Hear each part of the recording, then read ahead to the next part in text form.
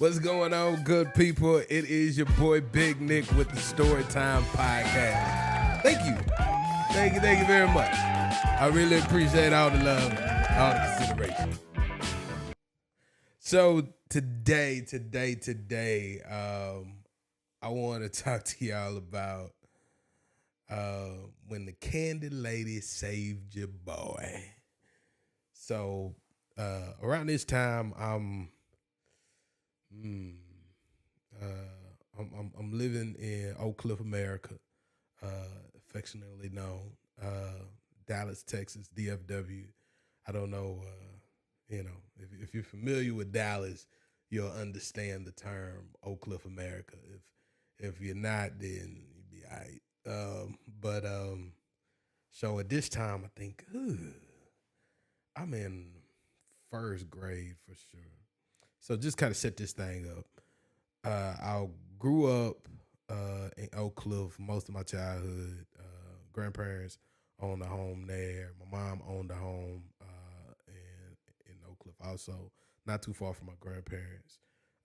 But at this time, we were living with our grandparents. So um, I was going to elementary school down the street from them. Now, the previous year in kindergarten, we went to this little private school called Apple Tree Christian Academy. It's still in the cliff, but it was down on a street called Illinois, and it was further on down. So I went from this Apple Tree Christian Academy, and then now I'm in DISD, Dallas Independent School District. This is where I'm at now. This is where life is taking me, and I'm loving it because everybody that I kick it with, that I play with, that's in the neighborhood, everybody around, certainly around my age, they all go there. So I'm excited to be there because that's where all my friends at. So the interesting part in all of this is um, that two of my closer friends had I don't they haven't even moved to the neighborhood yet. So I had next door neighbors to my grandparents' house to the right hand side of it.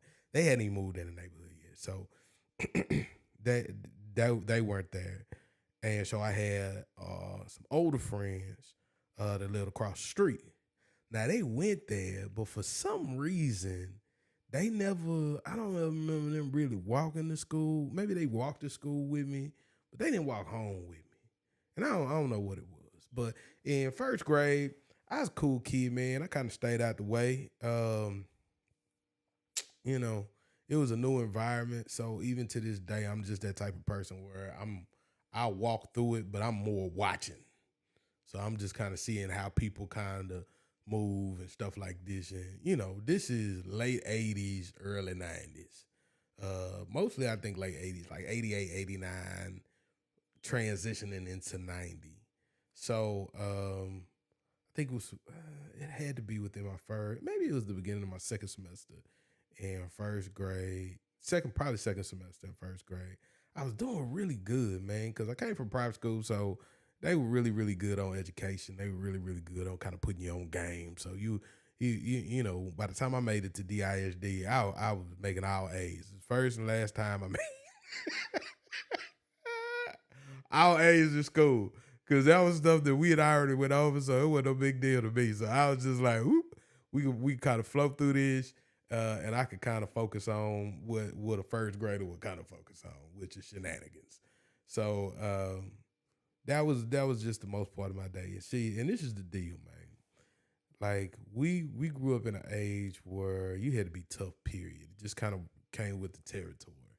Like I remember when I was in private school, we get into altercations. We might shove each other. We might even fight a little bit, but it was really kiddie fight. When I made it to DISD, when I made it to Albert Sidney Johnson, when I made DISD, it felt like I was fighting every single day. I hated going to school just because of that. And everything else was different. Like we grew up playing throwback tackle in the hood, and we racing, we riding bikes, we skinning up knees. We pretty tough creatures, man. We out there even in first grade. But at Odyssey to Johnson, before school started, we were playing throw up tackle, um, or throwback tackle with a piece of balled up paper, school paper. And so it wasn't even grass really over there. It was like concrete and like dirt and rocks. It was they didn't have like it didn't have all of the amenities or anything. Nothing was really nice and pristine and all that good stuff, man. We just kind of, but as kids, we didn't care. Like they ain't got nothing to do with us, man. But looking back as a grown man, I was like, man, we didn't really have a whole bunch there. It wasn't a whole bunch of stuff going really on, and we kind of do all of that stuff, and it was fun. But it was really rough. So I made a couple of friends by second semester. A friend of mine named Brandon, he lived not too far from there. We were really, really close. And I had a couple of other friends, a couple of girls that we were friends, and a couple of guys we were friends. And so that was my deal. But I think I've been this way pretty much all my life. One of the biggest things that I hate is a bully. I didn't like bullies. I didn't like people that picked on people. I didn't like people that started fights with people. And it probably started that year because, you know, now that I'm older, I really understand that hurt people hurt people. And when you grow up in environments like that, even though I somewhat we really had a healthier environment. We had people in the house that loved us. We ate every day. We didn't have to worry about food. We didn't have to worry about clothes. We didn't have to worry about our basic needs being taken care of. My grandfather owned a plumbing company, and it wasn't this polished, established company, but we didn't want for nothing at all. He was a pastor too. So the principles in their house, there wasn't any alcohol in the house, wasn't any drugs in the house. Um, it was normal, it was funny, it was jovial and stuff like that. It wasn't like super, super, super stern, but them standards were set, and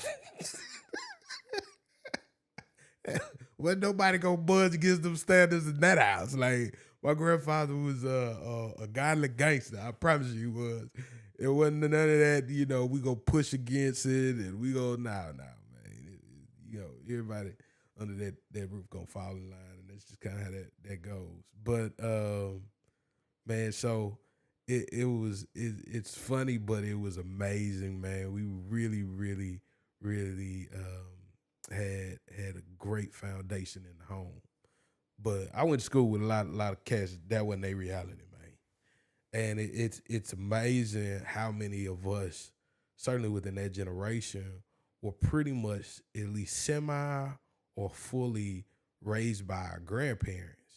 Maybe because it was an older community and the people that owned all the homes in the neighborhood were our grandparents' generation. Uh, and our parent, a lot of them, and even on my block, a lot of the people in my neighborhood were raised by their grandparents. So you could tell, man, everybody had their own struggles.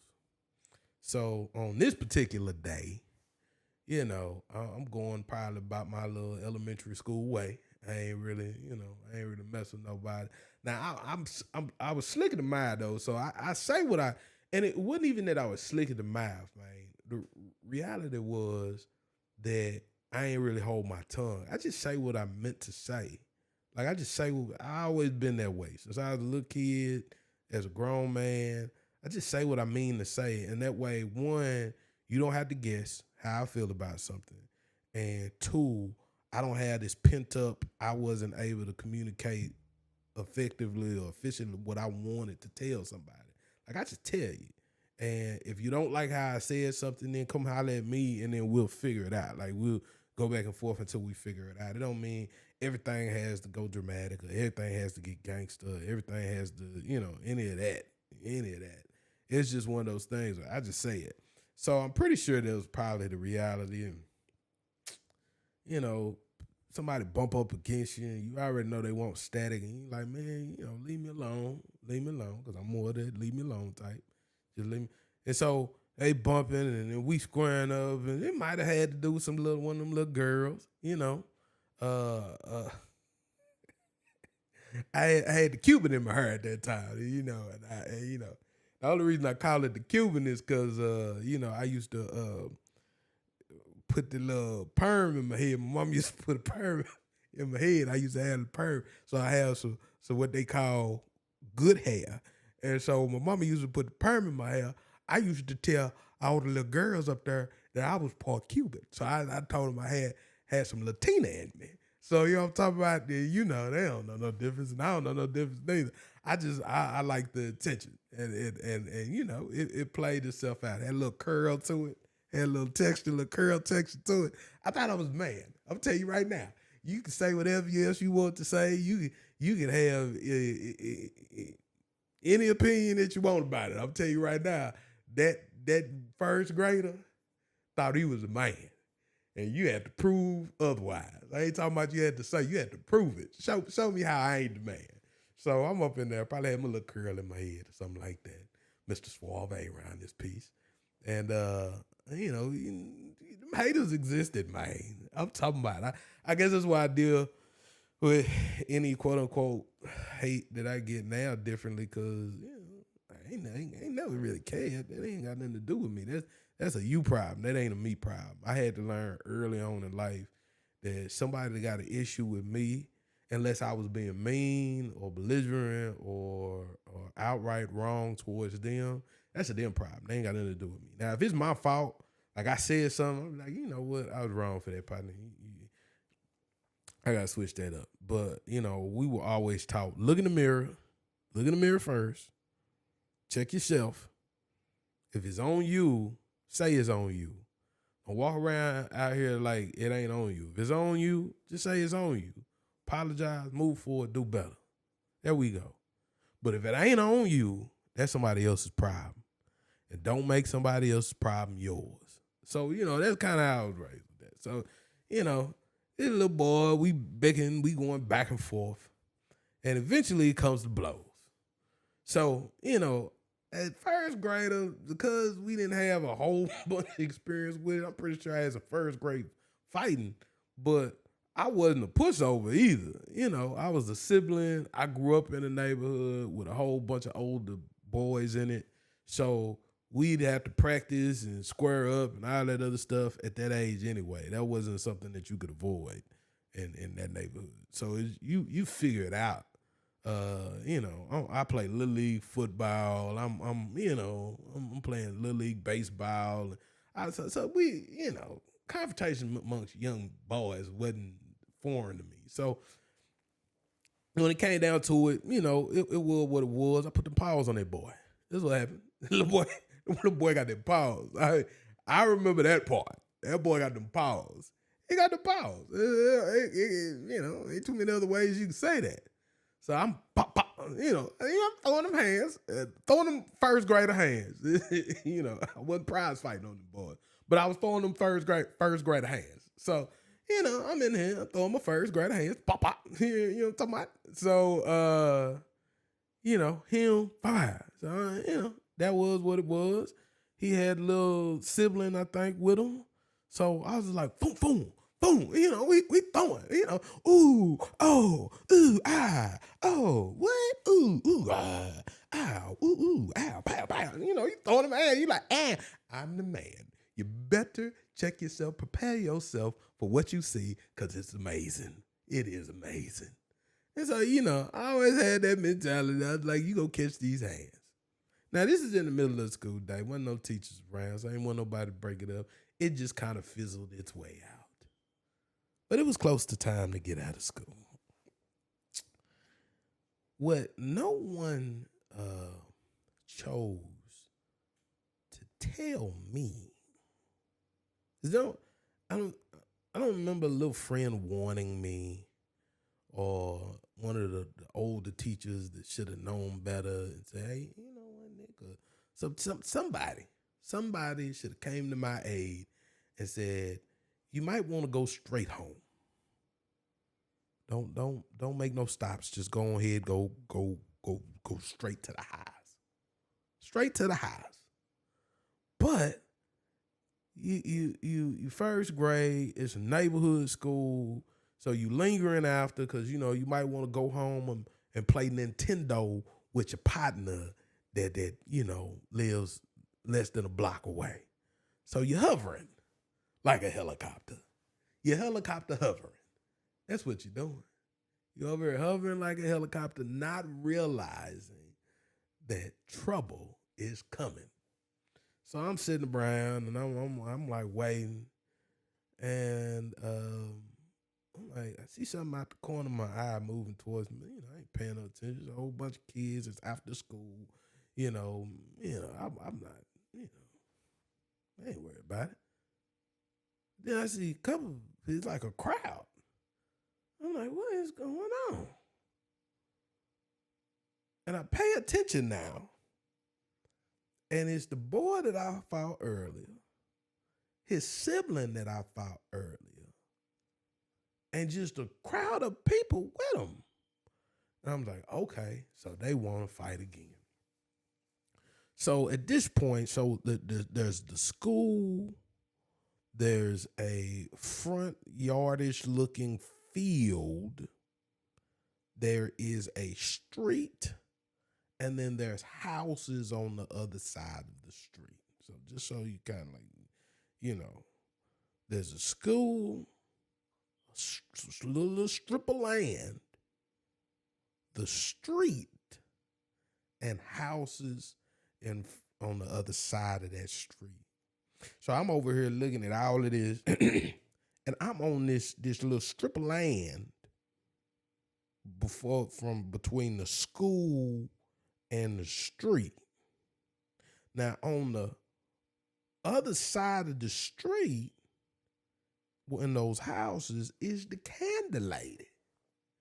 Now the candy lady, I wasn't like super plump, but I wasn't a skinny little kid either. Wasn't skinny involved in me. I don't think. Well, first grade, I had this 1 year where I was pretty thin. I had maybe a few years where I was pretty thin. So I don't think that was. I don't remember that being this time. I wasn't a fat kid. I wasn't that. Like I wasn't the big kid, but I wasn't the skinny kid neither. And I know you look at my name, Big Nick, and you look at my size today, and you're gonna be like, I don't trust it, partner. Well, I got kid pictures somewhere on social media, so you might want to go to my Instagram page, or you might want to go to my Facebook page and figure that part out, and then come back and holler at your boy. But I'm gonna tell you right now, I had a little bit of weight to me, but I wasn't a plump baby. But anyway, the candy lady still knew who I was. We was cool. She had chips and candies and ring pops and all types of stuff at her house. She had all the treats. Had canned sodas and the juice carton things, everything. Candy lady was stocked out. She knew exactly what she had. She had that work, and she had a school full of fiends around there, sugar fiends. So she knew me. I knew her. I in fact, after I met up with my partner and when we started moving around, I probably had a few dollars in my pocket. Me and her was gonna visit each other. See, at this time, it didn't cost an arm and a leg for some candy and stuff at this time. You got $1, you walking away with a bag of chips, some candy, and a drink with just $1 at this time. I'm talking about this is when number ones at McDonald's was like $2.99. You talking about these late 80s, early 90s? $1 get you a very long way. So I was gonna probably hit the candy lady up on my way out. That's my homie. But we didn't even get that far. So I'm looking at the crowd, and then I get this sound come from somewhere behind me and say, "Ooh, he brought his cousins with him this time." And I said, "What? What? Cousins?" I knew he had a sibling that went to the school, but I didn't. Cousin, you say? And did you say cousins? Like, is it plural? Like, found out that this young man young man not only had a sibling that went to the school, but they had like 3 or 4 cousins that were also at the school. Now, I grew up with my cousins, and I knew the foolishness that we used to get into. Like we rode for each other. So when I heard cousins, I knew exactly what to expect. So I'm over here trying to say, okay, where am I gonna go? We got a couple of miles, about a mile and a half, maybe not a couple of miles, about a mile and a half to get to my house. Maybe a mile. Maybe a mile. Maybe a mile. Maybe it ain't a mile. Maybe a mile. So we got a mile and I can get home, walk this mile, have them follow me this whole mile. We get home. I'm too far from the school, so I can't really, that ain't really an option per se. Like school ain't an option. Like I can't run back into the school. And for some reason, they used to lock them doors. They just, they ain't want the kids coming back in. And once you out, you out. Like you're not coming back in. So you can't really come back in. And I'm over here and I'm like, and I, if you heard me with the peppity pep pause earlier, like I thought, I had them hands and them paws, and I get down with the get down. I figured that was my reality. I could get down with the gizzy dick down. Lord have mercy. So I'm thinking that that's my reality. But then I started looking, and it was a variation. Like this wasn't, how you deal with certain families, and they all kind of built the same, and they all kind of, look. They had some variation to this family. That was some tall, big kids, and then some tall, skinny kids, and then some short, big kids, and then some short, skinny kids, and it was about 6 of them. So it's just this Fat Albert collection of relatives. Just the whole cast Fat Albert. It's just this Fat Albert collection of relatives that I was just like, okay, this okay. I wasn't a fighter. I didn't really want smoke. I've never been a smoke wanter. I didn't want the smoke, but it came to my doorstep. So I'm over here, and then I'm fighting one, and because I think they just, they come in, blah, blah, blah, blah, and then they get to it. So we push maybe back and forth. Yeah, I got my cousins there. You push, and then you push back, and then you push, and then you push back, and then eventually somebody swings, so you swing. So at that age, I think I was taught grab and hit. So grab some part of the body and you find something to hit on them. So I'm hitting. But at that age, I don't think I knew to like what I know now. Where to hit, how hard to hit it, and what to expect after you do so. Like at that time, it was just like, I'm hitting you on the middle of your back. I'm hitting you in your ear. I'm hitting you in your chest. I'm hitting you in your arm. I'm just hitting you. And so, and then somebody else will jump in. And then somebody else. Eventually, I attempted to retreat because I knew something wasn't right. So I'm like, okay, well, I need to get up out of here and the worst thing to do, which I learned in a fight, is to run. My God. It was like a pack of wild hyenas and jumped on my It was a pack of little children, wild hyenas, O'Cliffian hyenas that came up after your boy, and eventually they overtook me. I was overtaken or overtook, or you get it. I got taken down. They were beating on me, and then on the curve of the street, as the cars was coming to and fro, they had my head sideways, like we wasn't no bite the curb type stuff. It was still first graders. But they had my head on the side of the street, just wearing me out. And it was like the Lord, because he was the only one that could have heard my cry. The Lord heard my cry. He heard it. He heard it. The Lord heard my cry. And the candy lady bust out the front door and said, "Get off that boy. Get off that boy." She just let out, and they all got scared and they scattered. She saved me, y'all. She saved me. I don't know. I'm pretty sure she's not here any longer because she was old when I was in first grade, and I'm well past that point at this juncture in life. But in fact, I need to go by there because she might still be kicking it. I ain't gonna take her out like that, you know. I ain't hey, you know, she might still be kicking. I don't even I don't know. But that day is when the candy lady saved my life. Man, I'm so happy that we had to spend time together today. We were able to get in a good old story time. Man, go follow us on Nick Crenshaw on YouTube. You can go follow me at _NickIam on Instagram.